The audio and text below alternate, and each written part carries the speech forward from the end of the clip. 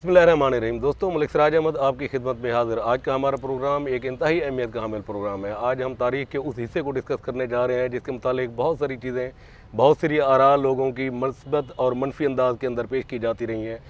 आज हम असल उस मौजू को लोगों के सामने बड़ी वजाहत के साथ पेश करना चाहते हैं कि था क्या। बेसिकली हम जो कबायली जिरगे थे उसके ऊपर हम एक प्रोग्राम करने जा रहे हैं कि कबायली जिरगे की फॉर्मेशन क्या होती थी, कबायली जिरगे काम किस तरह करते थे, कबायली जिरगे के अंदर सज़ा जदा का तरीक़ाकार क्या था, कबायली जिरगे का फ़ायदा क्या था और उसके नुकसानात क्या थे। तो उसके लिए आज हमारे पास जो शख्सियत मौजूद हैं वो किसी तारुफ की मोहताज नहीं। पाकिस्तान की सियासत का एक मोतबर हवाला, पंजाब की सियासत का एक बहुत बड़ा नाम, साबिक़ गवर्नर पंजाब और तुमनदार खोसा अक़वाम सरदार ज़ुल्फ़िकार अली ख़ान खोसा। इनमें कोई शक नहीं कि इनका एक पॉलिटिकल जितना लंबा कैरियर है उससे कहीं बड़ा इनका बतौर ट्राइबल चीफ़ का एक कैरियर है जो इन्होंने अब तक जो है ना ये अपनी ज़िम्मेदारियाँ निभा रहे हैं।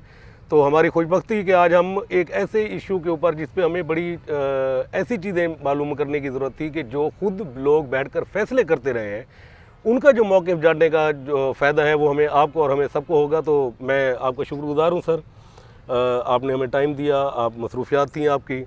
तो सरदार साहब, इस पे तो कोई राय नहीं ना कि भी जो कबायली जिरगा था वो आज भी एग्जिस्ट करता है, आज भी लोगों के अंदर ये चीज़ें वहाँ मामलात जो हैं वो बाहमी अंदाज में हल होते हैं। असल इसकी थोड़ी सी वज़ाहत हमारे नाज़रीन के लिए ये करते जाएँ कि कबायली जिरगे में एक तो होते थे कबाइल के अंदर तनाज़ात, एक होते थे मुख्तलिफ़ कबाइल के अंदर तनाज़ात, एक होते थे कि दीगर सूबों के अंदर भी। पहले मेरा आपसे सवाल ये है कि फ़र्ज़ किया खोसा कबीला है तो उसके अंदर जो झगड़ा होता था तो उसकी क्या फॉर्मेशन होती थी जिरगे की?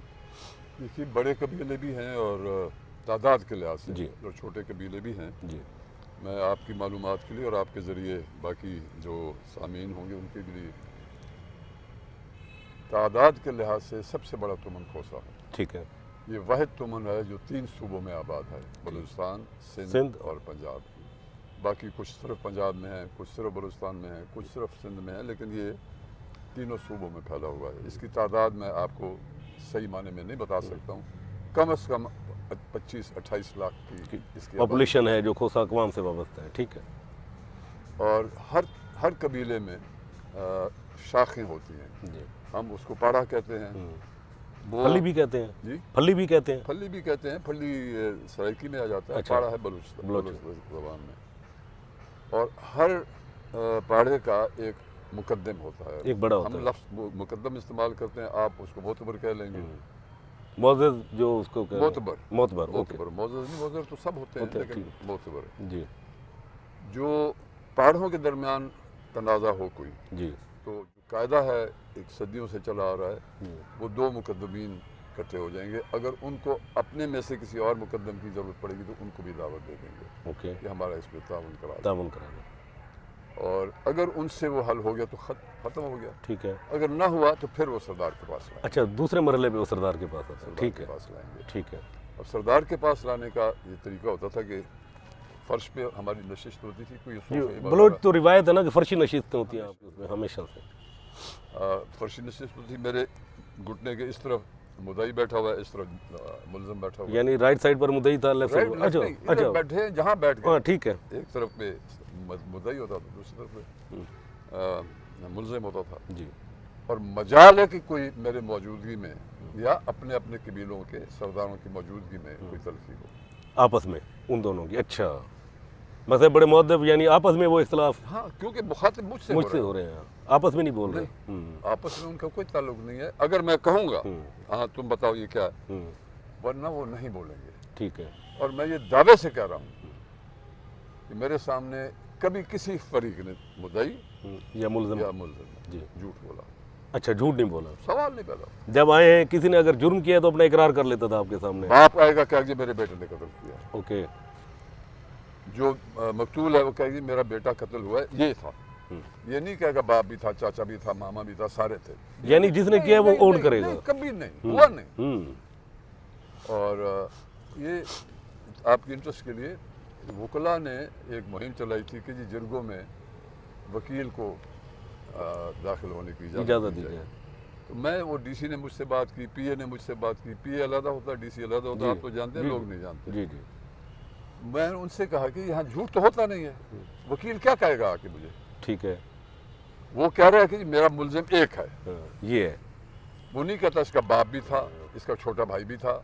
और मुल्जिम ऑन कर रहा है कि ठीक है जी मैंने किया ये, मुल्जिम का बाप बैठा हुआ है या वो खुद है, वो कहता है जी ये मुझसे गलत हो गया। ठीक है। तो वकील क्या आके कहेगा, मुझे समझाएगा कि मैंने तुमन में क्या फैसला करना है। उसको तो पता भी नहीं हमारे रस्म और रिवाज का, जो हम सदियों से विरसे में हमें मिली है हिदायत अपने बुजुर्गों से, उनको तो एक उसके 100वें हिस्से का भी पता नहीं है। तो क्या करेगा आके वहाँ, इस पे वो चुप हो गए, खामोश हो जाते। क्या करेंगे वो, ठीक है। क्या किस चीज़ की हमारी राहबरी करें। नहीं ठीक है सरदार साहब, ये हो गया कि अगर एक ट्राइब के अंदर कोई तनाज़ा हो गया तो उसके दो लो लेवल, हाँ लो लेवल के ऊपर के दो जो उनके मुकद्दमीन है वो बैठकर अगर उनसे नहीं हुआ तो फिर वो अपने चीफ के पास जो है ना जाते थे। ये तो हो गया एक कबीला। अच्छा, दो कबीलों के माबैन अगर हो जाए, जब इंटर ट्राइब कोई तनाज़ा हो जाए तो उसकी क्या फॉर्मेशन होती है? उसमें फिर ये पेश हुआ करता था इसमें चीफ जिरगे में। उसमें जो यहाँ के सरदारान थे 8 बनते हैं जी। साउथ से मज़ारी, दरिशक, गोरशानी, लेगारी, खोसा, बुजदार, कैसरानी, लुंड और एक वो सरदार तो नहीं कहलाते थे, रईस कहलाते थे, वो भी थे खेतरान वो रईस खेतरान वो भी होते थे चीफ जिरगे में। हाँ, वो भी होते थे। मेंबरशिप थी जी, लेकिन उनका खिताब रईस खेतरान का था। ओके। तो वो जहाँ उनके आपस में मसलन खोसा लेगारी का होता रहता था, हमारे बॉर्डर्स मिलते हैं जी, तो फिर वो लेगारी सरदार बैठेगा, मैं इधर से मैं बैठूंगा, ठीक है। बुजदार के साथ हो गया तो उधर बुजदार सरदार बैठेगा, इधर से आप बैठेंगे, ठीक है। मज़ारी और दरिशक का हो गया, वो बॉर्डर्स मिलते हैं। तो फिर इस तरह ये बहुत रेयर था कि मेरा बुकटी के साथ एक हाँ वो सर हुआ कि नवाब अकबर खान बुकटी उस वक्त जो है ना जी, उस वक्त उनके वो चीफ थे। ये था क्या, थोड़ी सी वजाहत सर इसकी फरमाते जाए। वो हमारा एक खोसा था, वो बरास्ता खुश की हज करने गया था। उस ज़माने में जाया करते थे, पैदल सफ़र करते थे, सख्त जान थे, उनके लिए ये मसाफत कोई मानी नहीं होती थी। और वहाँ कुछ देर उसने मेहनत मशक्क़त भी कर ली, वो बीवी बच्चे साथ ले गया था। अब उस क़याम के बाद जब वो वापस आ रहा है तो फिर बुकटी इलाके में कहीं वो मेहमान ठहरा है, ठीक है। उस जिसके घर वो मेहमान ठहरा है, मेज़बान ने बस ख़यानत की, उसने उसको कत्ल कर दिया। उसका बड़ा बेटा जो था उसको भी कत्ल कर दिया, एक छोटा बेटा था और उसकी औरत को वहाँ रख लिया।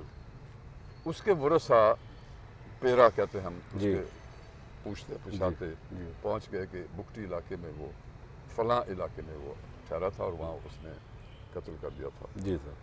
तो नवाब अकबर खान अपनी ट्राइब का नुमाइंदगी कर रहे थे, उसको शाही जिरगा कहा करते थे। अच्छा। जब वो बलूचिस्तान के भी और दरगाजी खान के भी सरदार, ये सरदार साहब साल में एक बार होता था ये? हाँ। ये फोरमन रूम है जी। तो उसमें वो सरदार साहब अपनी कबीले की तरफ से थे, उन्होंने वहाँ बड़ी वजाहत से कह दिया था कि ऐसा मेरे लिए एक गलत ये है मुकदमा है कि मैं इसमें बैठूंगा भी नहीं, जो सरदार साहब फैसला करेंगे मैं उसका पाबंद हूँ। अच्छा।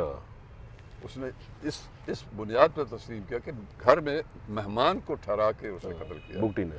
हाँ, लिहाजा मैं इस फैसले में बैठूंगा ही नहीं, जो ये फैसला कर देंगे सरदार साहब वो मैं उसको अदायगी करूँगा। फिर वो आपने फैसला किया सर? फिर हमने फैसला किया था, क्योंकि जो भी हमारे फैसले हैं उसकी बुनियाद ये है कि इस किस्म के पहले मुकदमों में क्या फैसला होता था। वो प्रेसिडेंट क्या था पहले? अंग्रेजी में आपने प्रेसिडेंट्स कह दिया, मैं वही कहना चाहता था। नज़ीर क्या है?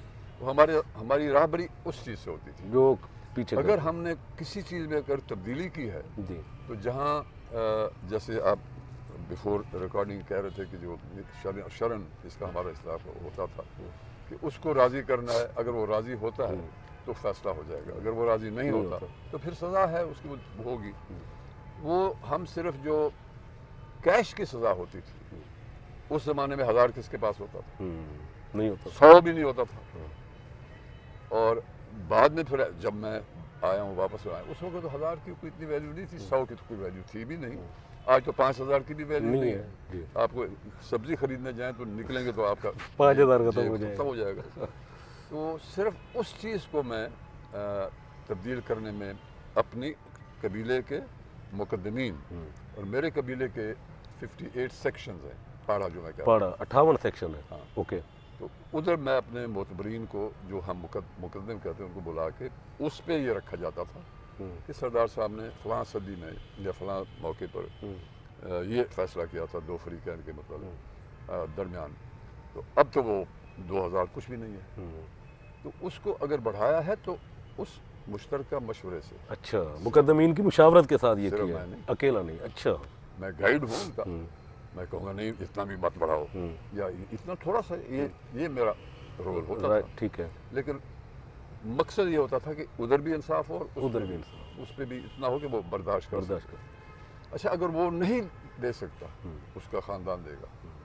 वो मुजरिम का अगर वो नहीं दे सकता, उसका ख़ानदान देगा। ठीक है। और ये सरदार की जिम्मेदारी होगी, उसके ऊपर रखेगा। अगर ख़ानदान नहीं दे सकता, उसका पाढ़ा देगा। पूरी कौम, वो जो उसकी कौम जो होगी वो इकट्ठी होगी, पाड़ा कौम होगा। थी, कौम तो खोसा है। जी सॉरी, ठीक है। ये कितनी बड़ी एक रुकावट थी। ओए खबरदार, ये हम नहीं है तुम्हारा ये बर्दाश्त कर सकते। अगर तुमने ये हरकत की तो हम नहीं होंगे साथ उस पे, मकसद पाड़ा ये अजाब नहीं भुगतेगा तुम्हारा। देखिए ना कितना बड़ा एक रुकावट थी जुर्म को रोकने में। मसलन आपने पूछा भी था, मैं उसकी वजाहत करता हूँ। बड़ा एक सीनियर मुकद्दम था हमारा पहाड़ के कोसों में। पहाड़ की हमारी एक शाख है, पाड़ा है हालती। ये जो रिवायतन जब जंगों का ज़माना होता था और बहुत सारे जंगे लड़े हैं, ये हमारा फोर फ्रंट होता था। ठीक है, आगे ये गार्ड ये होते थे। अच्छा। तो उसका 21-22 साल नौजवान बेटा कत्ल हो गया। तो मुझे बड़ा अफसोस हुआ, मैं गया था उसके अफसोस करने। तो मुझे कुछ देर बाद वो जो मुलजिम थे उसके फैमिली वाले मिले। मैंने कहा नहीं, मैं उसको बुलाऊंगा भी नहीं, कहूँगा भी नहीं। उन लोगों ने बहुत बड़ी ज्यादती की है और अब भुगतो। अब भुगतने का मतलब ये था वो तो लेगा बदला, ज़ाहिर है। वो किसी तरह वो आपका दीन भी इजाज़त देता है, शरीयत भी इजाज़त खून का देती है, बदला खून, हाथ का बदला हाथ। तो मैंने नहीं बुलाया उसको, वो भी नहीं आया। सदमे में भरा हुआ था बेचारा, 21-22 साल का नौजवान बेटा। 6-8 महीने के बाद आया, बैठा। हमारा एक रस्म होती है, हाल लेते हैं वगैरह वगैरह, हो गया। मैंने कहा कि हाजी साहब, अब तुम्हारा, हाजी बस्सू खान उसका नाम था, अब तुम्हारा ज़ख्म कुछ तो ठंडा हुआ होगा। कहने लगा सरदार साहब, औलाद का ज़ख्म कब ठंडा होगा। तो मैंने नहीं उससे बात की।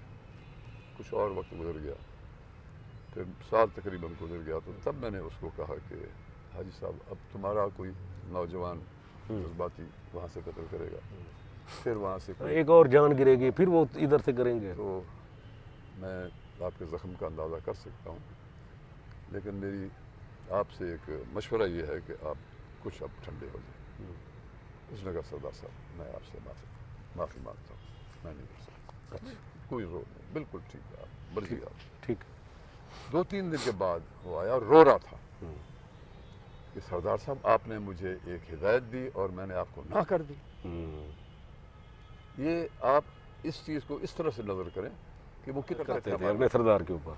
ठीक है, कि वो जो बात कर रहा था मेरे भले की कर रहा था, कि मेरा आदमी उनसे कोई मारेगा तो ज़रूर, फिर वो मारेंगे और फिर ये हमारी एक नई जंग छिड़ जाएगी, कत्ल गारत का एक नया सिलसिला शुरू हो जाएगा। तो मैंने कहा नहीं, अब भी मैं आपके ऊपर कोई प्रेशर नहीं डालूंगा हाजी साहब, आप अपनी बिरादरी से मशवरा कर लें। आपके भाई हैं, आपके कबीले, आपके पाड़े के अंदर जो मोतवरी हैं, उनसे बात करें।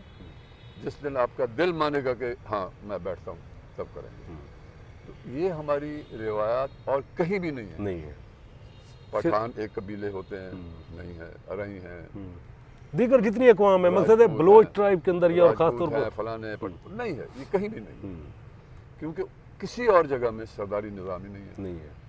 अब सरदार का निज़ाम आपने नहीं बनाया, अंग्रेज़ों ने नहीं बनाया, कोई कहते हैं अंग्रेज़ बना गया। अंग्रेज़ तो आए हैं जी यहाँ 1800 कुछ 57 में, और हम तो बैठे हैं यहाँ इतनी सदियों से, 400-500 साल से बैठे नहीं जी, 700 साल। ठीक है। तो ये किसी ने हमारे ऊपर मुसल्लत नहीं किया, किसी ने हमें ये निज़ाम दिया नहीं है। ये हमारे पास सदियों से, बल्कि हज़ारों सालों से, जब से ये हमारा कबीला बलोच, उस वक़्त एक ही कबीला होता था बलोच, उसमें ये मुख्तलिफ ट्राइब, मरी, बुकटी, खोसा, मावदारी, कुछ भी नहीं थे, बलोच, सिर्फ बलोच होता था। और अरबी में चे नहीं है तो बलोच भी कहा गया है, लिखा गया है, और बलोच भी लिखा गया, सीन से भी लिखा गया। ठीक है, और शीन से भी लिखा। चे नहीं है ना बेसिकली, वो नहीं है। तो ये हमारा उस ज़माने से, उन ज़मानों से ये रिवाज, सदियों से। फिर ये जो आपने देखा कि मज़ारी और मसलन दरीशक उनके साथ बैठे, उनका कोई है, या लगारी और इसका गोरशानी का साथ, उनके बर्ड मिलते थी, तो वो फिर उनके सरदार आज बैठा करते थे। तरीका ये है जी कि जब वो सरदार गुरचानी के और सरदार लेगारी के उनके आप उनके पास बैठे हुए हैं, उनका खाना खुराक भी वो देगा। अच्छा, सरदार खुद रहन सहन का भी वो करेगा, और जो गुरचानी है उनका सरदार साहब वो करेगा। जो मेरा होगा, मेरा बुज़दारों के साथ अगर तनाज़ा है या किसी और साथ वाले कबीले के साथ, तो मैंने तो अपने का खाना पीना देना है। और देखिए सिर्फ ये नहीं होता था कि मर्दों को जो मुकदमों में आए सिर्फ उनको देना है, अगर वो घोड़ों पे आया उनका घोड़ों का चारा भी देना है, ऊँट पे आया उसका चारा भी देना है। अगर खवातीन है तो उनकी भी रिहाइश का बंदोबस्त अंदर जनान खाने में। वो हाँ ठीक है, बाहर नहीं होती, हाँ ठीक है, वो अंदर खा रही हैं। तो ये किसी के पास ये निज़ाम नहीं था, ये सिर्फ और सिर्फ बलोच में। यानी जो मुतासरा शख्स था जब वो अपने सरदार के पास जाता था तो भले वो खाली जेब हो, उसके खाने का, उसकी रिहाइश का, उसके वो सरदार के जिम्मे, वो सरदार के जिम्मे था सारा का सारा। पूछने की बात ही नहीं है। ठीक है, ये तो उसको मिलेगा ही मिलेगा, ये नहीं कि और उसके साथ साथ इंसाफ भी होगा। इंसाफ के लिए तो आया हुआ है। और देखिए ना, जब हमारे ऊपर एक तो ये भी प्रेशर है, 20 आदमी तो देना है, 50 आदमी भी तो देना है, 50 इधर है 50 उधर है, तो 100 भी देना है। तो हमारी ये एक तो इंसाफ का तकाजा, और फिर ये कि ये बोझ भी हमारे उतरते रहे। और 2 दिन 3 दिन से ज्यादा कोई मुकदमा मुझे नहीं याद कि चला हो। अच्छा, 2-3 दिन में ही फैसला हो जाता था, पेशी भी नहीं कभी। उस फरीक को भी इस फरीक को भी पता है ये मेरे साथ तो कभी ज्यादती नहीं करेगा, ना ये उसकी तरफदारी करेगा ना उसकी तरफदारी करेगा, जो करेगा मेरी बात पे क्यों एतबार ना करें। ठीक है। और मैं कौन होता हूँ कि अपने रस्म रिवाज से हट जाऊँ, बाप दादा परदादा के रस्म रिवाज से हट जाऊँ? कौन होता हूँ मैं? जितना भी मैं अमीर हूँ, बड़ा हूँ, रोब हूँ, उस ट्रेडिशन से तो आप पीछे नहीं हट सकते, उन रिवायात से। तो ये जिन्होंने लिखा है इस बारे में, बहुत सारों ने लिखा है, मैं उनके नाम तो नहीं लूँगा। इसको बड़ा जालिमाना निज़ाम बना के जो ठुड्डे मारते थे अपनी रियाया को, और ये करते थे वो करते थे। किसी एक वाक्य का बता दें ठुड्डा किसी ने मारा हो, किसी सरदार ने, किसी सरदार एयर कंडीशन दफ्तरों में बैठ के और सिर्फ एक निज़ाम को बदनाम करने के लिए इस किस्म की लैंग्वेज इस्तेमाल की गई हो, ये कभी भी नहीं हुआ था। नेवर, नॉट वन इंसिडेंट नहीं है। अच्छा, कि किसी ने, सरदार ने अपने कबीले के किसी बंदे को, हाँ भाई है, बंदा नहीं है, वो हमारा कबीला के भाई है, ठुड्डा मारा हो या क्या हो, किसी का सवाल ही पैदा नहीं होता। गुस्सा करना, अगर उसका कोई जुर्म ऐसा होगा तो गुस्सा तो इंसानी फितरत है, लेकिन गुस्सा हक का, नाजायज भी नहीं कि इसको मैंने दबाना है, इसकी खातिर दबाना है, ये हुआ ही नहीं। कोई शख्स मुझे आज तक, मैं सन 55 में वापस आ गया था तालीम से 14 साल करने के बाद जी, 55 से लेकर अगर कोई मेरे हम उम्र जिंदा हैं, कोई नहीं कह सकेगा कि इसने फलाना ज्यादती की थी, कोई एक बंदा नहीं। ये तो खैर तय है कि आपके मुतालिक मकसद है, जो आपकी अपनी जो खोसा ट्राइब्स हैं उनके अंदर यह है कि जब भी गए वो फैसला हमारा मेरिट के ऊपर भी हुआ है और हुआ भी जल्दी है, उस पर हमारी कोई इसीलिए कि हाँ, बाद में जब ये जिरगा सिस्टम अयूब खान ने हटा दिया था, फिर वो सेंट्रल पॉइंट तो ना रह गया कि सारे सरदार इकट्ठे होते थे। वो फिर हमने अपने कबीले में भी तो बस्ती में उसी गांव में चले जाना जहाँ का वो वाक़या है, या गांव के यहाँ बुला लेना। फिर वो निज़ाम नहीं रहा कि 2 सरदार बैठे हुए हैं या 3 सरदार बैठे हुए हैं, यहाँ 3 सरदार भी बाज़ औक़ात आ जाते थे, वो नहीं रहा। लेकिन अपने कबाइल की हद तक रह गया, अपने कबाइल की हद तक रह गया। और अगर दूसरे कबीले के साथ है तो फिर सरदार के साथ पर्सनल लेवल पे, ठीक है, ज़ाती ताल्लुक की बुनियाद के हाँ, नहीं ज़ाती ताल्लुक और ज़रूरत की बुनियाद के ऊपर कि जी फलां इशू है आपके साथ, इसको बढ़ाना नहीं चाहिए। इसको वो आपके आदमी कत्ल कर गया, आप हमारे जाएंगे कत्ल कराएंगे, तो झगड़ा बढ़ेगा। ये ब्लड फ्यूड तो थी ना। ये बलोचों में ये कभी हो नहीं सकता कि मेरे इस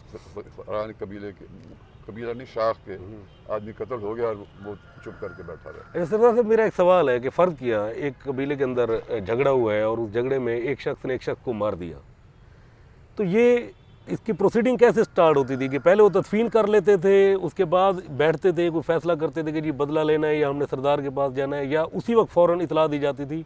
सरदार के पास कातिल तो नहीं आएगा ना, नहीं आएगा जी, नहीं, जो मुतासरा लोग हैं वो तो छुपा होगा, जो मुतासरा है वो भी नहीं आएगा, उसको पता सरदार ने इसको बुलाना है। क्योंकि कोई कत्ल का केस मेरी इतला के बगैर ऐसे नहीं पड़ा रहेगा। अच्छा, ये तो सवाल ही पैदा नहीं, आपके नोटिस में जरूर आएगी बात, आएगा उसी तरह, उसकी वो पारे की तरफ से आएगा। मसलन बाप गमगीन है, वो नहीं आ सकता मेरे पास शिकायत, वो इतला करेगा कि जी किसी को, वो नहीं करेगा, मसलन हाँ वो दुख में है, कैफियत में, उसके जो पाड़े के लोग हैं वो आएंगे। सरदार साहब परसों ये कत्ल हो गया हुआ, 2 दिन हो गया, ये हो गया हुआ है वो ये। अच्छा, फिर जो हमारा हाल का सिस्टम है, हाल का सिस्टम, उसमें फसल कैसे हो रहे हैं, तबाही आई है, रोदकुइयाँ बर्बादियाँ कर गई हैं, जानवरों में बीमारी फैली है वगैरह वगैरह। ये हमारे एक वायरलेस सिस्टम होता था। अब मेरे पास मेरा शुमाली तरीन जो इलाका है, जहाँ मैं शायद साल में 1 दफ़ा जाऊँगा या 2 दफ़ा जाऊँगा, लेकिन वो तो लोग आ रहे हैं। वो पूरे इलाके का आपको ओवरव्यू आ रहा है आपके पास हाल के जरिए, और बताएंगे कि जी फलाने का वो ऐसे हुआ था तो उसमें लड़ाई हो गई। यानी आप नहीं भी गए तो आपको पता है वहाँ बारिशें नहीं हुई या हुई है तो बहुत ज़्यादा हुई है। टोटल इन्फॉर्मेशन, पूरी इन्फॉर्मेशन आपके पास, टोटल इन्फॉर्मेशन। ओके। जानवरों में वबा फैल गई है, उससे ही एक वो वहाँ वो है चीता है हमारा जख्मी, वो भेड़ बकरियाँ खा जाता है, फिर मैं जाऊँगा शिकार भी हो जाएगा। अच्छा। और उनका भी मसला हल हो जाएगा। वो भी ख़त्म हो गया, अब शिकार वगैरह तो अब रहा नहीं है। यहाँ पैंथर होता था, लेपर्ड होता था जी, और काला रीछ भी होता था। अच्छा, काला रीछ भी होता था ब्रो? रीछ भी होता था। अच्छा, एक दफ़ा वो ये खैर इरेलीवेंट है, लेकिन मैं वैसे ही कहता हूँ कि आगे इसके साथ आपका प्रोग्राम भी करेंगे कि कोयटा सरवा रोड पे आपने जाते हुए ना कोई हिरन भी यहाँ पर आपने जो है ना शिकार किए तो कई दफ़ा। अच्छा, यहाँ हिरन भी होते थे? हिरन होता था। ये जो बसात पड़ी है हमारी रेगिस्तान, तो रेगिस्तान था, रेगिस्तान था जी। जीप के सामने गाड़ी से मैं आ रहा हूँ, फोर्ट मंडल से वापस आ रहा हूँ, तो ये रोड क्रॉस किया। हाँ, रोड क्या अज्जड़ जी क्रॉस करता था। अच्छा, अब गाड़ी है तो मैं पीछे नहीं जा सकता, जीप तो मैं पीछे लगा भी देता था, लेकिन वो टिब्बे होते थे ना, तो वो अगर एक टिब्बे से वो राइट मुड़ गया, मैं ये सब मुड़ गया तो फिर वो निकल गया। लेकिन मैं ऊँट के शिकार पे, ऊँट की पीठ पे शिकार करने जाता था, जीप पे नहीं। मैंने कभी हिरन का शिकार जीप पे नहीं किया। ठीक है। अच्छा सर, ये दोबारा उस पर आते हैं कि ये जो चीफ जिरगा होता था, चीफ जिरगे में ओवरऑल जितने प्रॉब्लम आपके पास आते थे वो सारे सलूशन उसका हल करके निकलते थे, या उसके अलावा कोई और चीज़ें भी होती थी उसके अंदर? मुझे नहीं याद, अपनी तुमन का मैं कह सकता हूँ, दूसरों का मैं जिम्मेदार नहीं हूँ जी। मुझे नहीं याद, सैकड़ों क्या हज़ारों केस आए होंगे जी कि अनडिजॉल्व रह गया, सारे हल हुए वहाँ पर बैठकर। ठीक है, अनडिजॉल्व कोई नहीं रह गया। ज़्यादा से ज़्यादा जो मजरू होते थे, जो मुतासरा होते थे, वो 2-4 महीने माफ़ी मांग रहे हैं सरदार साहब, हमें कुछ न कहें, लेकिन फैसला होता था, फैसला होता था। अच्छा, इस पे सर मुझे इसकी सोशली अब ये है कि इसके मुतालिक आपने भी पढ़ा होगा, सुना होगा कि जिरगा के हवाले से, चूँकि वो प्रॉपर सिस्टम रहा नहीं, लोगों ने अपने जिरगे करने शुरू कर दिए, जो सरदार नहीं थे, फिर वो ज़ाहिर है बहुत सारी उसके अंदर खामियां भी आई। बीइंग ए फ्यूडल चीफ और ट्राइबल चीफ, सॉरी फ्यूडल नहीं है, ओके, सिस्टम ही नहीं है, sorry, being a tribal chief, आप चूँकि ये फैसले करते रहे, इसको आप इस्लामी पॉइंट ऑफ व्यू से किस तरीके से देखते हैं कि जी खून बहा तो इस्लाम में उसका हज़रत नबी करीम सल्लल्लाहु अलैहि वसल्लम के फैसले मौजूद हैं जी, बिल्कुल। उसके बाद हमें और किस फैसले की ज़रूरत है? हाँ, नहीं, और तो किसी कानून की ज़रूरत नहीं, मतलब ये तो ऐन इस्लामी फिर होगी, ऐन इस्लामिक। अब जो उस पर मुलज़िम पर रखा जाएगा, इसकी मंशा के मुताबिक इसको हम सेटिस्फाई करने की कोशिश करेंगे, क्योंकि इस पर जबर नहीं है कि तुमने मानना है, ये फैसला नहीं है, ये जबर नहीं है। यानी जो मुतासरा है उसका मुतमईन होना अपने तौर पर, रिलैक्स होकर, वो ज़रूरी है। और वो सज़ा का तयन भी, अगर कोई है खून बहा तो उसका तयन भी वो खुद करता था। देखिए ना, बाज़ ऐसे कत्ल होते थे कि 2 पाड़े हैं साथ बैठे हुए हैं जी, एक हमारा उमरानी है, एक जियानी है, ठीक है, ये जानियों का इलाका है, ये उमरानियों का इलाका है, ठीक है, इनके तनाज़े दोनों लड़ाके हैं जी, लड़ाई झगड़ा होता रहता था, ठीक है। अब वो जो ज़्यादा ज़ख्मी होता था वो कहता था हमें रिश्ता देंगे, ज़मीन का रिश्ता, अच्छा रिश्ता देंगे, सॉरी मैंने कहा ठीक है। उसमें एक फ़ायदा तो ये होता था कि अगर रिश्ता वो दे देते हैं फिर कल को इनकी आपस में अमन भी बन जाएगा, वो रिश्तेदारी हो गई, आपकी रिश्तेदारी हो जाएगी। लेकिन वो भी अपनी तौहीन समझते थे कि रिश्ता दे दें, तो वो कहता था ना ज़मीन दे देंगे हमसे, नकदी दे देंगे, रिश्ता नहीं देंगे। ये फिर सरदार साहब अपना इन्फ्लुएंस इस्तेमाल करते थे। देखो हम ख़त्म करना चाहते हैं तुम्हारे तनाज़े को, और अगर तुम रिश्ता दे दोगे, हाँ, फिर वो ये कहते थे कि फिर हमारे साथ ये सरदार आप जिम्मेदारी दे के उसको कत्ल नहीं कर देंगे, औरत को। हाँ, ये अच्छा, हाँ, ये हमारी जिम्मेदारी है कि ये आपको फिक्र नहीं करना होगा, इसको वो आगे नहीं बेच देंगे। अच्छा, ये भी अच्छा, ये भी होता था कि भी खातून को मारेंगे भी नहीं जिसका रिश्ता दे रहे हैं और इसको आगे कहीं बेचेंगे भी नहीं, यानी इसके साथ ज्यादती नहीं होगी किसी जगह पर। ज्यादती यही ना, बेइज्जती कर देना। हाँ, नहीं, वो फिर उसका पाबंद होगा बिल्कुल, और सरदार के हुक्म का पाबंद होगा। और फिर वो गारंटर भी सरदार हो गया सरदार, उसमें ना कि भी। सरदार। अच्छा, ये नहीं हो सकता। अच्छा, इसका मतलब है फिर बलोच कल्चर के अंदर तो फिर औरत को इस हिसाब से तो बड़ी प्रोटेक्शन हासिल है अगर इस तरीके से बात हो रही है तो। मैं आपको हकायत बता रहा हूँ, ये जिन लोगों ने कभी देखा ही नहीं कि उन्होंने कलम उठाया टिका के लगा दिया, ये तो वो हालात है ना। ठीक है, एक्चुअल ऐसा नहीं है ग्राउंड पे। नेवर। अच्छा, रिश्ते का जबर नहीं होता था, अगर वो मान जाता है ओके, फिर उसको भी प्रोटेक्शन दे दिया। ठीक है। अच्छा, ये होता था उसमें। चलें, तो कोई ऐसा एक आखिरी में कोई एक ऐसा वाक़या जो आपका बीइंग ए ट्राइबल चीफ आप आज तक उस फैसले को या उस वाक़ये को ना भूले हों, वो अगर आप हमारे साथ शेयर करना चाहें। देखिए ना, मेरी बहुत मुश्किल होगा, मैं तो पहले भी आपकी बातों में कह चुका हूँ, सैकड़ों तो नहीं हज़ारों फैसले किए हैं जी, शायद हज़ारों से ज़्यादा तादाद निकल गई होगी, क्योंकि अब 55 से अब कितने साल हो गए हैं, ये तकरीबन 67 ईयर हो गए, 67 ईयर्स हो गए हैं जी।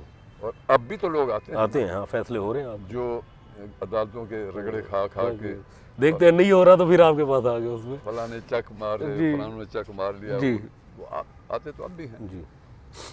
वेरी रिसेंटली एक केस हुआ था यहाँ एक औरत के साथ ज्यादती का जी। अब क्योंकि वो अब मॉडर्न ज़माना है और वो औरत भी पढ़ी लिखी थी, जिनका वो इल्ज़ाम लगाया गया था वो भी पढ़े लिखे लोग थे, तो उस पर मैं ये नहीं तसल्ली कर सकता था कि ये औरत सच बोल रही है या वो सच है। इसमें फिर मुझे दाएं बाएं पूछना पड़ा।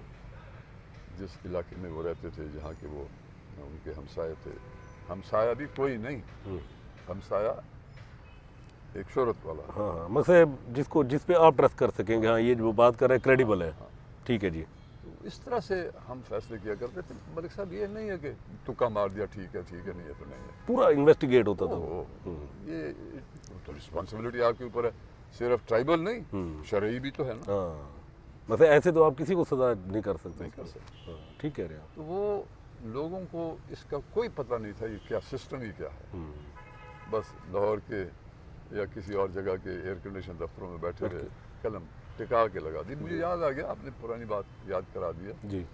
ये 53 था, मैं अभी तक चीफ्स कॉलेज में था, तो मैं तैयार हो रहा हूँ नेक्स्ट जो रूटीन थी, डेली रूटीन। तो मुझे क्लास वालों ने कहा कि तुम्हारे बलोचों पे एक आर्टिकल आया हुआ है अखबार में, सेंटर फोल्ड दोनों साइड, इतना लंबा चौड़ा, अंग्रेज़ी का अखबार था, पाकिस्तान टाइम्स। ओके, तो वो जाके देखो। जब मैं गया वहाँ, मैं तो भागा, देखिए क्या कहते हैं, जो गंद बला कह सकते थे ना उसने कहा हुआ। ओहो, ऐसे जालिम होते हैं ये तुमंदार लोग, आते हैं इनके पास फैसले करवाने, अपने पकरसी करवाने, चुड्डे मारते हैं उनको, जेलों में डाल देते हैं, फलाना कर देते हैं, ये कर देते हैं, वो कर देते हैं। मैंने कहा अगर ये सिस्टम है, मैंने नहीं जाना, मेरे हाथ खड़े हैं, मैं मकसद है मैं नहीं जाऊँगा इस सिस्टम। और जब मैं आया हूँ यहाँ, ये चीज़ ही और थी। उसमें एक छोटा सा वाक्य सरदार साहब, आप एक बंदा आपके पास गाय मांगने आया था, वो थोड़ा सा बताते जाए, इसको एंड करते हैं इसके ऊपर कि जी सरदार का रोल क्या होता था। मैं कभी अंदर नहीं बैठता था, ठीक है, जो बाहर के लोग आ गए, कोई अफसर आ गए, कमिश्नर आ गया, ये आ गया, उनको तो मैं ड्राइंग रूम में मिला। जो मेरा इलाका था, मैं इस बड़े बरामदे में जी, यही कुर्सियाँ होती थी, 100-150 कुर्सी होती थी। कुर्सियाँ ख़त्म हो गई तो चरपाइयाँ लगा देते, फर्श पर बैठ जाते थे, लेकिन यहाँ बाहर बैठते थे। तो फिर बारी बारी मैं हर किसी के साथ, हाँ बताओ मलिक साहब, बताओ फलाने साहब, ये वो। एक आदमी की बारी आ गई, हाँ, मैंने कहा यूसुफ का नाम मुझे याद है उसका, यूसुफ। उसने कहा सी मैं आपसे गाय लेने आया हूँ। मैंने कहा मेरी तो कोई गाय बिकाऊ नहीं है, तो अपने माल है। नहीं बिकाऊ नहीं, सी लेने आया हूँ। जाओ भाई, अगर मैंने ऐसे गायें देनी शुरू कर दी, मेरे पास क्या बचेगा। ठीक है, तो वो उठा, अस्सलाम वालेकुम हाथ करके, मैंने कहा ये नाराज़ हो गया, तो हो पड़ा। तो मैं गायें तो ऐसे नहीं चलाता रहा। और मेरी दादी उस वक्त हयात थी, वो मेरी दादी भी थी, वो मेरी माँ भी थी, मेरे बाप भी थी, मेरे दादा भी थी, मुझे सब कुछ सिखाया तो उन्होंने। तो मैं जाता था, जब 8 बज गए, 8:30 बज गए, 8:45 बज गए, तो उनके कदमों पे हाथ रख के फिर जाता था अपने कमरे में, जाना खाना वाना खाने वो। तो मैं वो जैसे दस्तूर था मिलने गया, तो मैंने उनको कहा देखें दादी अब ये मुझे आया। तुमने क्या कहा? मैंने कहा जाओ। कहते अब भी उठाओ ड्राइवर को। अच्छा, अब भी 2 उसको रुका, और उसकी बस्ती का तुम्हें पता है? हाँ, मैंने कहा पता है। वहाँ जीप तो जाए, गाड़ी तो नहीं जाएगी। मैंने कहा जीप जाती है, वो चली जाएगी। और उसको लिखो कि किस फार्म से कौन सी गाय लेनी है। अच्छा। ये तुम्हारे बाप दादा परदादा का ये रिवाज है। और देखो किसी अपने जमींदार के पास क्यों नहीं गया, वो अपने सरदार के पास आया, जिसके घर आना उसके लिए बेइज्जती नहीं है, उसकी वो कोई तजलील नहीं होती। सरदार से लेने गया। जनाब उसी वक्त उठाया ड्राइवर को, अच्छा। रुका, देख के बहादुरगढ़ के गरबी साइड पे वो उनकी आबादियाँ थी, पहाड़ के दामन में जी। उधर उसको जाके उठाया, उसको रुका दिया, उसने जाके दूसरे दिन गाय। तो ये होता था एक सरदार का रोल, असल में ये होती थी लोकाप्टर किसी का शैतीर टूट गया है, सही फलानी टाली में मार के नहा मार गया, ठीक है। किसी का बैल मर गया है, ठीक है। ये यानी किसी सरदार का, मैं बाकियों का नहीं कह सकता, मैं अपना कह सकता हूँ, अपने बाप दादा का कह सकता हूँ, किसी सरदार का ये नहीं था कि ना हो ना मैं नहीं देता, देते थे मकसद। तो आया है तो उसने लेके जाना, ठीक है। बल्कि ये जैसे आजकल तो अब भूसा है मसलन, गंदम में हो या कोई और चीज़, उसको अब पहले हर जमींदार उठा लेता है, फिर भूसे को भी बेचते हैं। हमारा ये दस्तूर तो था, जब गंदम उठा ली गई और स्टोर में चली गई, जाओ भाई तुम लोग ये भूसा ले जाओ। अच्छा, वो उठा उसमें कभी नहीं उठाया उसमें कि ये लोगों का ही उस पर होता था, ठीक। ये सरदार बैठते थे, मैंने कहा था तादाद 8 थी, एक रईस थे जी, रईस थे, और बाकायदा एक दफेदार BMP का, ठीक है, वो पढ़ा लिखा होता था और मुंशी होता था, वो कार्रवाई लिखता था सारी, ठीक है। और 2 सरदार जिनका वो है मसला आपस में, वो अपनी बात करेंगे, दूसरा सरदार दखल नहीं देते थे, ठीक है। एक अपना पूरा स्टेटमेंट दे देगा, मिसाल बात कर लेगा अपनी, नहीं वो अपने लोगों की बात करेगा ना, वो भी तो बैठे हुए हैं ना, जो मेरे कबीले के मुद्दाई हैं, मसलन लगारी कबीले के मुद्दाला हैं, तो दोनों फरीक तो बैठे हुए हैं, ठीक है। तो वो ये इंश्योर करते थे कि गलत बयानी नहीं होगी। ओके, अच्छा। वो कार्रवाई पूरी लिखी जाती थी, ठीक है। लिखने के बाद फिर उस पे जो है ना, उस पे फैसला आता था। फिर वो भी दोनों सरदार बैठकर आपस में इत्तेफाक राय से करते थे, उस पे करते थे। जब वो लिख लिया उसने सारी, वो कार्रवाई हो गई 2 दिन लगे, 3 दिन लगे, इससे ज्यादा लगते नहीं थे, वो फैसला भी हो गया, फिर वो चला जाता था PA के पास, DC के पास, जहाँ भी चला, ठीक है। बस अब उसको एक लीगल पोजीशन हासिल हो जाती थी उस फैसले को, ठीक। एक चीज़ आप ये ज़हन में रख लें जी, इत्तेफाक है, आखिरी मुझसे जो सीनियर थे, आखिरी सरदार, वो सरदार मीर मलक शेर जी, मीर मलक शेर मदारी जी, अल्लाह ताला उन्हें गरीब की रहमत करे, आमीन आमीन। तो 6-7 साल मुझसे बड़े थे जी। या उन्होंने ये जिरगा और ये सिस्टम भुगताया या मैंने, या आपने किया, हमारे से नीचे किसी ने नहीं। हाँ, आपके बाद मकसद है ये जिरगा इस तरीके से वो नहीं हुआ। वो जो ट्राइबल चीफ वाला जो जिरगे की फॉर्मेशन थी, वो आप आखिरी लोग हैं जिन्होंने चीफ जिरगे भी भुगताए, इंटर ट्राइब्स भी भुगताए, और फिर ट्राइब्स के भी वो किया। लगारियों में सरदार जमाल खान साहब जी, सरदार फारूक खान मरहूम के दादा, इनके वालिद जब सरदार बने वो यहाँ कम आया करते थे, ठीक है। और दरिशे के सरदार नवाज़ अली खान के दादा थे जी, बहादुर खान जी, वो फौत हो गए बहुत अर्सा पहले। दरिशे तो वही थे, फिर ये गुरचानी थे सरदार गुलाम हैदर खान, वो बहुत पहले फौत हो गए। बाकी सारे उस पीरियड के बाद के हैं। ये गुलाम हुसैन खान तो मुंदार होते थे, लुंड, ये भी बहुत अर्सा पहले फौत हो गए, ठीक है। अब सिर्फ कोई भी पूछना हो किससे, तो या मज़ारी थे या बतौर ट्राइबल चीफ लोगों के जो पाड़े हैं उनके तो मामला आपके पास आते हैं। कभी ये भी हुआ है कि आपका जो अपनी फैमिली थी उनके भी तनाज़ात लोगों के साथ हुए हों और वो फिर आपके पास आए हों, तो उस वक्त फिर किस तरीके से आप इसको हैंडल करते थे? उनके आपस में तो इख्तलाफात रहे हैं मेरे चचों के जी, या उनकी जो आगे औलाद है जो मेरे कज़न बन जाते हैं जी, लेकिन उनके और जो उनके गिरदोनवा में हमसाए बैठे हैं जी, वहाँ कोई ऐसा मामला आया नहीं, ठीक है। उसकी सबसे बड़ी वजह यही है कि उन चचों को भी, मुझे भी, मेरे कज़न्स को भी एहसास है कि ना हमारे बाप दादा ने, ना हमें ये ज़रूरत है कि हम किसी की तरफदारी करके किसी हक तलफी करें, हाँ, या हक तलफी करेंगे, ये नहीं हुआ। और अगर किसी चचा का मसलन या किसी मेरे कज़न का चचों की जो औलाद है आगे, तो मैं उनको अलग बुला के, अच्छा, नहीं यानी मुजरिम और वो करके बुला के नहीं, अलहदा बुला के कहता था कि चाचा वो आया था मेरे पास तो मेहरबानी करें, तो वो कोशिश करते थे मुझे समझाने के वो ख़त्म हो जाइए वो, तो वो मेरे ही कहने पे हो जाता था। अच्छा, तो ये एक लंबे अरसे तक जो मतलब मैं आपको एक बात बता देता हूँ, अगर एक चचे के साथ ऐसे, ये उनका फार्म था, ये मेरा फार्म था, ठीक है, उनके फार्म के मेरे से दूर इस जगह पे मेरे 41 एकड़ पड़े हुए थे, ठीक है। मैंने उन्हें कहा कि ये आप 41 लेने, आपका ये लग है और मुझे यहाँ दे दें, ये मेरा लग हो जाएगा, ताकि आप इकट्ठे हो जाए, मैं भी यहाँ इकट्ठे हो जाए। मेरा यहाँ हो जाएगा। 41 एकड़ के लिए ना मैं ट्रैक्टर लगा सकता हूँ ना ट्यूबवेल लगा सकता हूँ।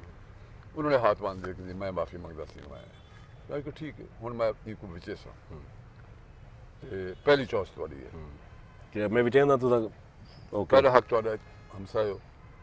उन्होंने कहा कि नहीं जी मैं तो वैसे ही रजा हुआ, मैं तो नहीं ले सकता। फिर मैंने अपनी कारदार को कहा, वो हो गया सौदा, वो सस्ता ज़माना था, मैं 60-61 की बात कर रहा हूँ, वो 1400 रुपया एकड़ पे आपका सौदा हो गया, 41 एकड़ का। वो आया जो खरीदार, खोसा था क्योंकि बाहर का आदमी तो वहाँ नहीं ले सकता, खोसा था। उसने कहा सी मैं हाजी साहब का गुस्सा तो नहीं बर्दाश्त कर सकता। नहीं वो गुस्सा किया, मैंने तो पहले उसको पेशकश की थी क्योंकि उसका लग गया, वो नहीं लेना चाहता, वो ले गया। 6-7 महीने गुजरे, उस ज़माने में बड़ा रिवाज था ये शुफों का। 6-7-8 महीने गुजर गए तो आया और चादर गले में डाली हुई, बड़ा उदास रो रहा है। किसी को हाजी साहब ने तो शुफा कर दिया, तारीफ कर, तो गए घर। सुल्तान महमूद मेरे दोस्त भी थे, मेरे वकील थे, मैंने उनको फ़ोन किया, मुंशी भेज दिया, शुफा दायर हो गया। तो चचे को जो पता लगा तो मेरे पास आया कि ये तो जद्दी पुश्ती जायदाद है तो मेहरबानी करो। मैं कि जद्दी पुश्ती जायदाद पहले मैं तो को पेश की थी, पहले ऑफर तो की थी, ठीक है, तो साथ तबादला ही नहीं किया मेरे नाल। और फिर मैं आके मैं विचे सा तो पहली पेशकश तो की थी, तो सा कि मैं तो रजा पे मेहरबानी करो सी शुफा चाह गिनो कि नहीं तुस्सा चाह गिनो। और इधर से गया सीधा उसने शुफा उठा लिया। अच्छा, और वो आया मेरे पास जिसने ख़रीदा था, उसने कहा जनाब ये तो आपकी मेहरबानी है, तो खैर से सारे ज़माने ने सुन लिया, लेकिन अब मैं उसके साथ बैठ नहीं सकूँगा, मैं तो गरीब आदमी हूँ, तो मुझसे आप वापस ले लें। मैंने कहा अच्छा ख़त्म होगी तुम्हारी बात, जाओ। वही रकबा मैं अपने पास तो नहीं रखना चाहता था, 4000 रुपये गया। 6 महीने के बाद 1400 एकड़ वाला 4000 रुपये एकड़ के हिसाब से दोबारा सेल हुआ। उसको मैंने बुलाया, उस ज़माने में छोटे नोट होते थे, वो बंडल इधर पड़ा हुआ था मेज़ के ऊपर। अच्छा, चाह अपने पैसे ना सी मेरा तो नहीं, ये तो तुम्हारे। मैं कहा मेरा 1400 रुपये बिका था। हाँ, ये तुम्हारा बिका है 4000 रुपये, ये तुम्हारे आप तूने उठाने हैं इसमें। अच्छा, ये मैं अपनी मिसाल दे रहा हूँ। और मैंने चचे को रद्द कर दिया था, उसको नहीं रद्द किया। उसका क्योंकि आपने पहले ऑफर की हुई थी, कर दी थी ना, मैं बेच रहा हूँ, इसको मैं नहीं बात कर सकता ना, उसी मैं रज जाता। अच्छा, आप जब बतौर ट्राइबल चीफ भी, आपका हमेशा मस्कन ये डीजी खान ये खोसा मंजिल रही है, ये जो जिरगे फैसले अपने किले में भी रहे हैं आप, लेकिन यह है कि चूँकि मोस्टली टाइम आपका बतौर जो है ना यहाँ पर आपका काफ़ी गुजरा है यहाँ पर, ये जो लोग इस शहरी इसमें आते थे आपके पास अपने मामलात लेकर, और किसी का फैसला होना था, किसी का कत्ल हो गया, किसी का कोई हो गया, तो ये इतनी तादाद में जो लोग आते थे, इनको किस तरह आप अकोमोडेट करते थे यहाँ पर? पीछे सराय थी, ठीक है, जो रफ टफ हमारे माशाल्लाह पहाड़ी हैं, वो तो चटाइयाँ भी थी, तकिए भी था, सर्दियाँ होती थी, रजाइयाँ भी थी नीचे, ठीक है। जो उनके मुकद्दमीन होते थे, उनके रुतबे के मुताबिक चारपाइयाँ उनको मिलती थी, और वो सारा और खाना फिर यहीं मेरे साथ खाते थे। अच्छा, खाना इसमें मैं आपको बता दूँ, अच्छा एक पॉइंट आपने इशू कर दिया। एक दिन मैं निकलता हूँ बाहर, तो कोई 20-25 मोतबरीन ट्राइबल एरिया के, जो पहाड़ का इलाका, तो मैंने देखा कि ज़रा ये बिगड़े हुए हैं, इनके साथ किसी ने छेड़ा है, ये बिगड़े हुए हैं। तो हाल में मैंने उनसे हाल लिया, तो कहने लगे कि ऐसा बलोची में हम आपके साथ झगड़ा करने आए हैं। अच्छा, मैंने कहा झगड़ा मैं आपके साथ करूँगा, हाल ख़त्म करो, मैं इनको भुगता के फिर, तो मैंने भुगता लिया। हाँ बताओ आप क्या झगड़ा करो कि तुम हमेशा पहले इनको शहर वालों को, मैदान वालों को मिलते हो, और आखिर में तो हमें मिलते हो। अच्छा, मैंने कहा आज के बाद ख़त्म, पहले तुम्हें दफ़ा करूँगा, फिर उनसे मिलूंगा। अच्छा। और मत कहना कि मेरे साथ आके रोटी खाओ, मेरे साथ आके गपशप करो, मैं तुम्हारे साथ आग जला के सराय में बैठा होता था, सेक रहा हूँ, तुम भी खा रहे हो, मैं भी खा रहा हूँ, तुम्हें वो पसंद नहीं है, मैं तुम्हें सुबह सवेरे फारिग कर दूंगा, और तुम मैं जानू मेरे फिर बाकी है जाने। ओ तो फिर पागल हो गए। तो ये उनकी तवक्को थी कि हमें अहमियत दे। अहमियत तो यूँ देता था, 8 बजे 7 बजे 7:30 बजे जब खत्म हो गया तो सारा टाइम फिर उनके साथ बैठना, आग जला के गपशप करनी, खाना वहीं खाना, उनका हक होता था ना मेरे ऊपर। तो ये भी आप अच्छा हुआ कि बात आ गई बीच में। उनको मैंने इस तरह से करते थे ठीक किया, आइंदा तुम्हें पहले दफा कर दूंगा, जाओ तुम अपना केस बताओ, तब तकलीफ बताओ, ये कर लो, जाओ। ठीक है। और उसके बाद फिर मेरे साथ बैठे रहते थे यहाँ। तो ये फिर इतने लोगों का फिर यही काम मकसद रिहाइश भी होगा, खाना भी। फोर्ट बंडरू आते थे। अच्छा, फोर्ट बंडरू भी आते थे। मैंने सराय बनाई भी थी, अपनी कोठी के पीछे सराय थी, उधर भी वहाँ इतने ज्यादा नहीं आते थे, लेकिन 20 22 25 23 आ जाते थे। जी जी। अपनी पेशियां भुगताने। अच्छा। हाँ, क्योंकि गरमाई हेडक्वार्टर वही था, वहीं आना। तो वो मेहमान मेरे होते थे, और उनको खाना भी मिलता था, रोटी मिलती थी, और चटाई मिलती थी, रजाई मिलती थी। अच्छा, ये चीफ जिरगा जो होता था सर, सरदार साहब, ये अमूमन कहते हैं चीफ ऑफ द चीफ्स लफ्ज़ इस्तेमाल किया जाता है जिरगे में कि जी शाही जिरगा, शाही जिरगा जो शाही जिरगा कहते हैं, जहाँ बलूचिस्तान और हम बैठते थे, और उसमें कोई एक उनका भी हेड होता था फिर उस पर, वो नहीं, अलामती तौर पर 3 सरदार उनके थे, मरी बुगटी और खैतरान जी। बाकी छोटी ट्राइब्स थी जी, पठानों की थी, खरसीन, जाफर, उस्तराने, जाफर, ये द्रोग ये वाले। अच्छा, ठीक है। उन्हीं के साथ झगड़े होते होंगे, मेरे साथ तो नहीं, लिगारियों के साथ तो नहीं, ठीक है, कैसरानियों के साथ होते होंगे, बुलदारों के साथ होते होंगे। तो ये आते थे, खरसीन कोई सैयद थे, वो भी आते। अच्छा, वो भी आते। चीफ ऑफ द चीफ जो कहते हैं, इस ये होता था तो क्या रोल होता था इसका? मकसद है चीफ ऑफ द चीफ कोई नहीं होता था। अच्छा, कि भी उस जिरगे का एक सरदार साहबान आपस में जिरगा प्रेसिडेंट होता था। ओके, अच्छा, इलेक्ट करते थे आपस में बैठकर, बाहमी मुशावरत से। बाहमी कोई किसी ना डीसी मीसी कमीशन किसी कोई नहीं होता था। ठीक है। आपस में कभी मीर बलक शेर बन जाते थे, कभी सरदार जमाल खान बन जाते थे, फिर सरदार जमाल खान ने आना जाना छोड़ दिया था, फिर सरदार मोहम्मद खान बन जाते थे जी। मैं जूनियर मोस्ट था। अच्छा, आप उनमें जूनियर मोस्ट थे? मैं तो जी जब मैं वापस आया हूँ मैं 19 साल का था। ठीक है। तो मैं तो तमाशबीन था, मैंने तो उनसे ये नहीं मान ली थी सरदार प्रेसिडेंटशिप।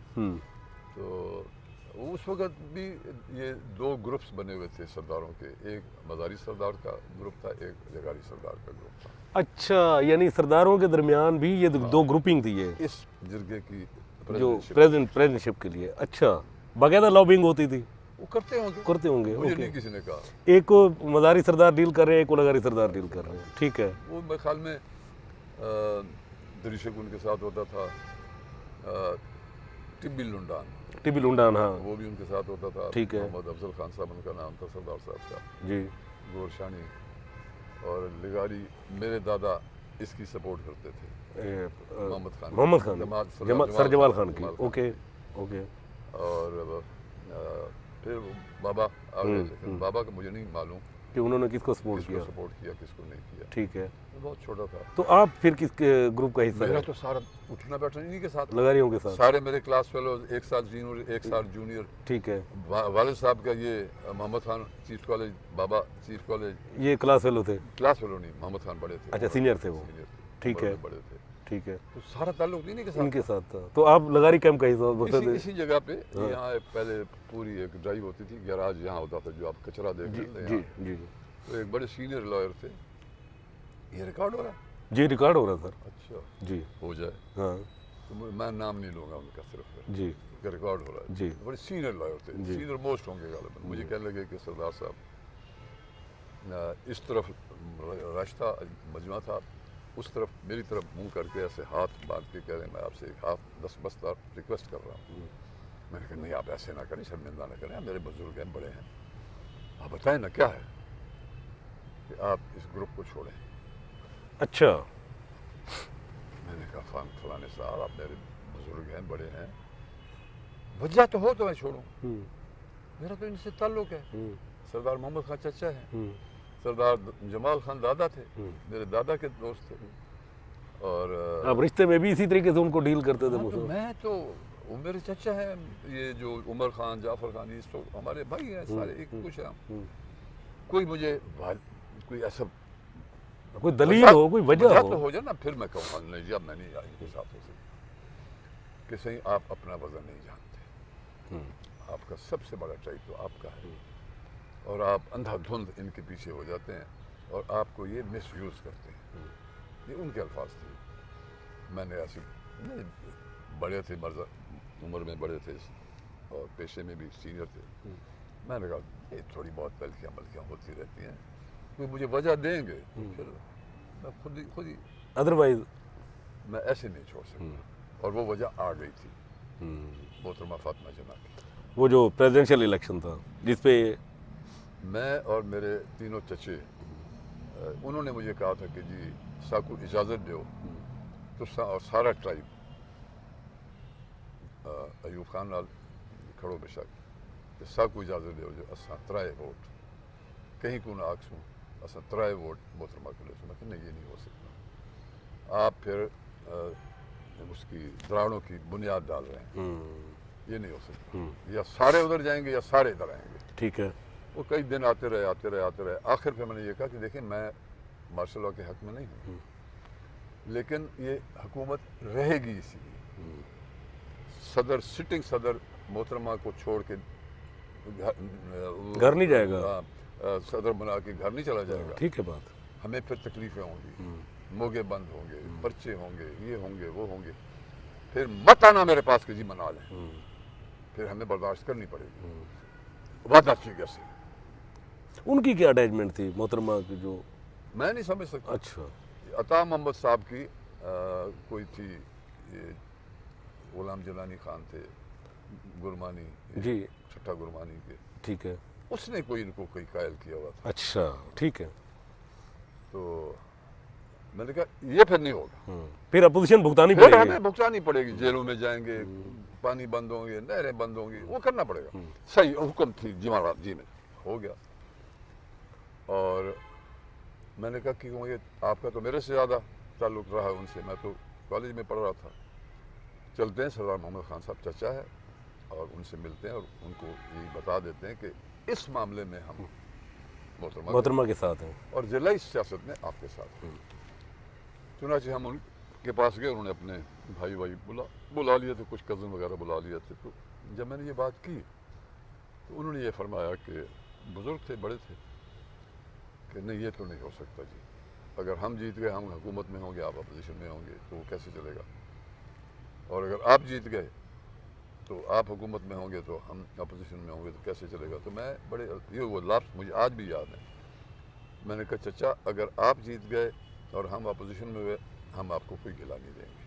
ठीक है।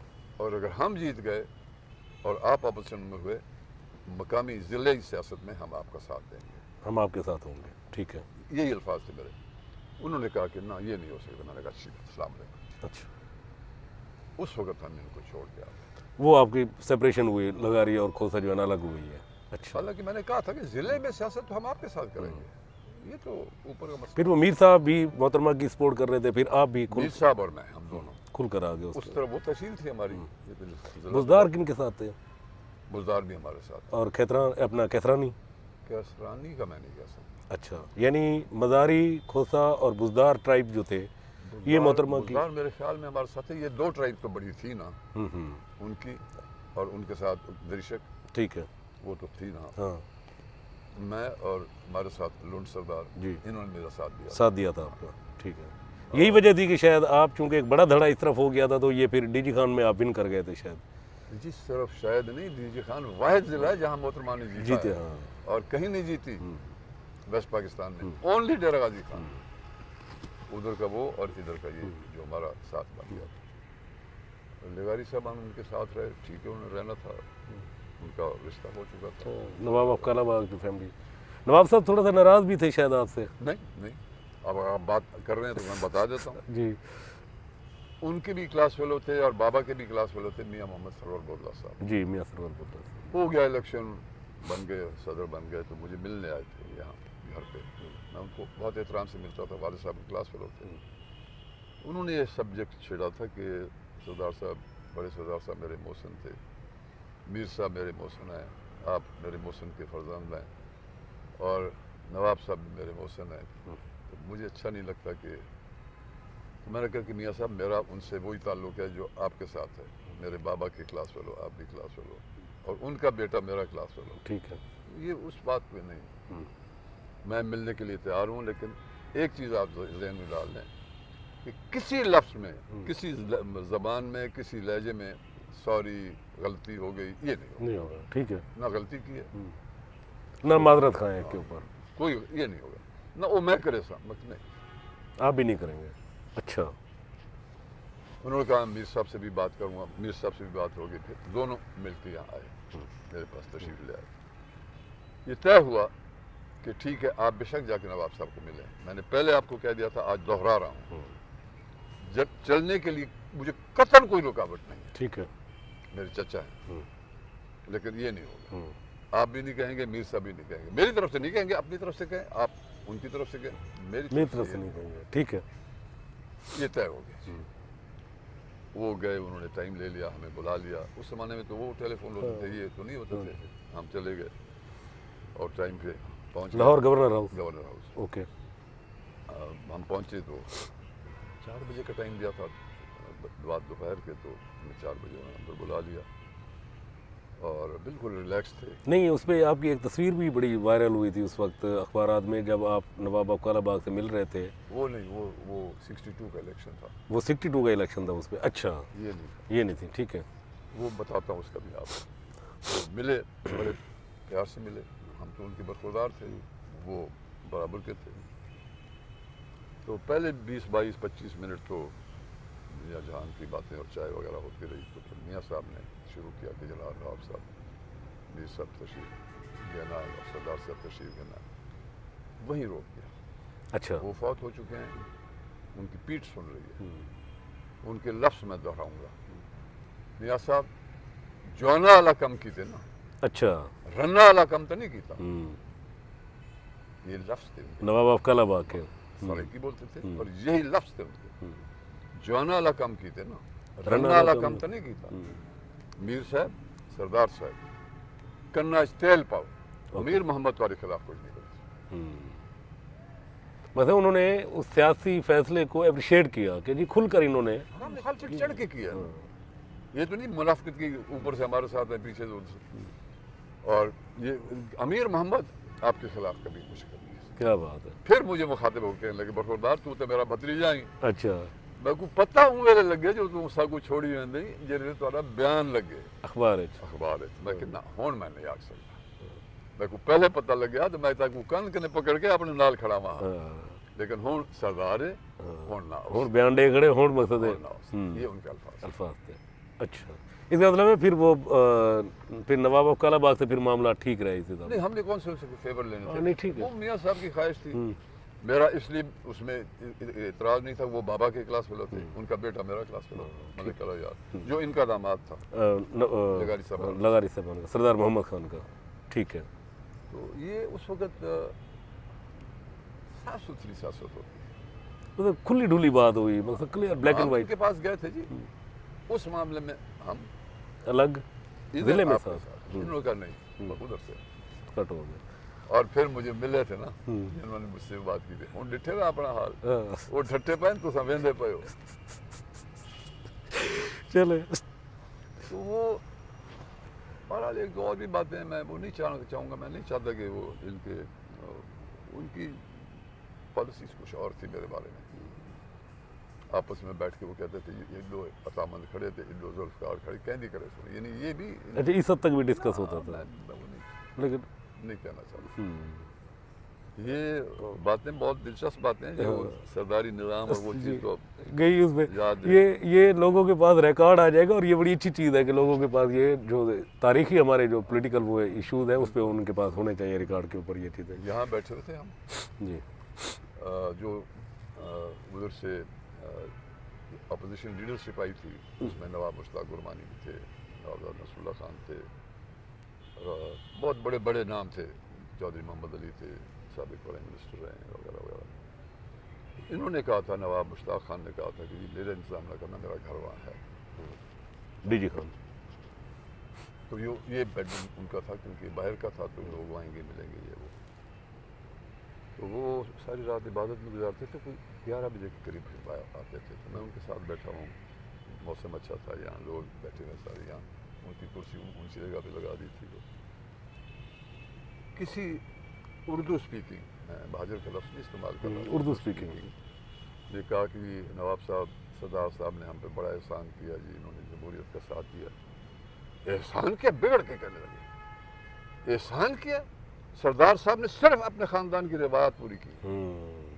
ये सिख के साथ ये लड़े हैं, अंग्रेज़ के साथ ये लड़े हैं, सारा वो तो लिटरेरी आदमी थे, उसमें तारीख बहुत जानते थे। लिटरेरी आदमी थे।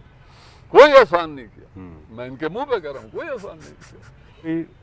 मुखालफत रेजिस्ट करना है हमने हर कीमत पर। मुखालफत, बड़ा मुखालफत वो नहीं है, मकसद है असूली मौके की मुखालफत है हमारी, वो नहीं। वो हमारे बुजुर्ग थे, उनको मैंने कहा जी वो हम आपके साथ होंगे, उन्होंने कहा नहीं, ये नहीं हो सकता। उसके बाद फिर चल सोचा।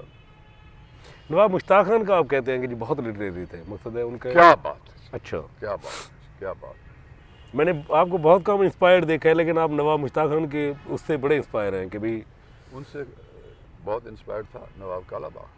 अच्छा, उसको बहुत कम लोगों ने समझा। अच्छा, उनका फेस तो बज़ाहिर यही पोर्ट्रेट होता है जी, सख्त गिर और वो गुस्से वाले माहौल का आदमी था वो। ठीक है। अदरवाइज मैं कहता हूँ जी, उन जैसा दिमाग होगा कोई किसी का। अच्छा, वो हटा है और अयूब गया। ये बात तो ठीक है आपकी।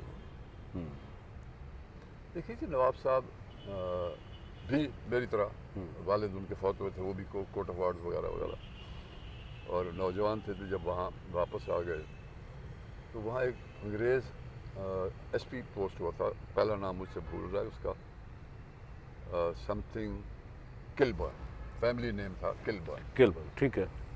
तो नवाब साहब नौजवान आदमी था, ऑक्सफोर्ड से पढ़ के वापस आ गया था, तो इसको बुलवाया उन्होंने, मियाँ वाले, और कहा कि यंग मैन, मेरा नाम है किलबर्न, ओके, इंसान हो जाओ, ठीक हो जाओ। इसने कहा फिर आप मेरी कोई बात नहीं सुनेंगे। घर गए, जो इन्होंने अपने एक फोर्स रखी हुई थी, जाओ अपने घर में। 6 महीने बाद वो आया कालाबाग, अच्छा, इनके पास, कहा कि अमीर मोहम्मद खान आप ठीक कहते थे, 2 कातिल हैं आपके इलाके में, मुझे वो कातिल चाहिए। इसने कहा, नवाब साहब ने कहा कि जी मैं तो डिस्कस कर चुका हूँ सारों को, मैं इकट्ठा करूँगा, मुझे 20-25 दिन लग जाएंगे, आदमी मैं वो पकड़ दूँगा आप। और फिर वो आदमी उन्होंने पकड़ के उनको भिजवा दिए थे। तो वो फिर चल के आया था, कहता कि मैं अब समझता हूँ कि इसके बगैर आपका चारा नहीं है, ये जो यहाँ आपका पर माहौल है, इसके बगैर आपका चारा नहीं। और जिंदगी भर उसके साथ दोस्ती रखी। अच्छा, मरते दम तक। क्या बात है। वो इस किस्म का आदमी था, लेकिन एक माहौल में वो छोटा बड़ा हुआ।